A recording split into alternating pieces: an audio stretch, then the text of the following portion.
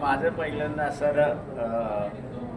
विचारलं म्हणून त्याचा असं हे देतो की संघाने याचा पहिल्यांदा खुलासा करावा की त्यांच्या स्वयंसेवक जे आहे त्याला लग्न करण्याची परवानगी का देत नाही ते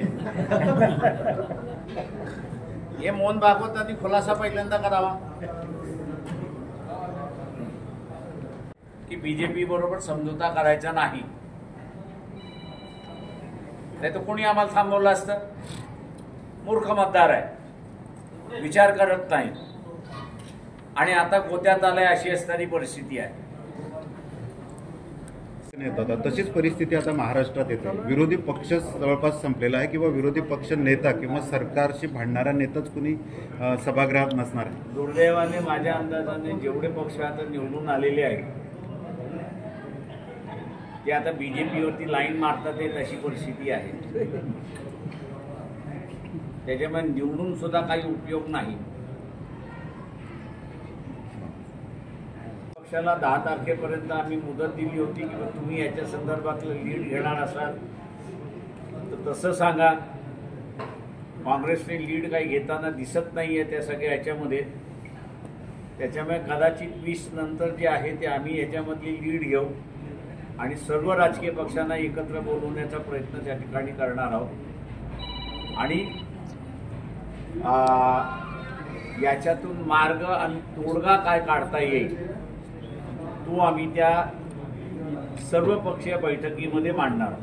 असा म्हणतोय की ही ईव्हीएम जी आहे हे पूर्वी पाडण्यासाठी वापरण्यात येत होतं काँग्रेसच्या कालावधीमध्ये आणि आता भारतीय जनता पक्ष जिंकवण्याच्या ह्याच्यासाठी वापरतोय अशी परिस्थिती आहे. त्याच्यामुळे आणि दुसरं सगळ्यात महत्त्वाचं आहे की जे सुप्रीम कोर्ट लक्षात घ्यायला तयार नाही आहे ते म्हणजे माझं मत हे मला स्वतःला दिसलं पाहिजे मी कोणाला मारले ते.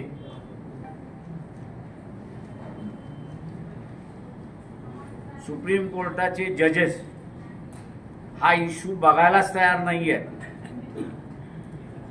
की ईव्हीएम मध्ये जे मत आहे मी फक्त बटन दाबतोय, मी त्या सिम्बॉलवरती ठप्पा मारत नाहीये. माझा ठप्पा त्या सिम्बॉलवरती पडला की नाही हे मला माझ्या डोळ्यांनी दिसलं पाहिजे. जर्मनीच्या एका सुप्रीम कोर्टाने ईव्हीएम का नको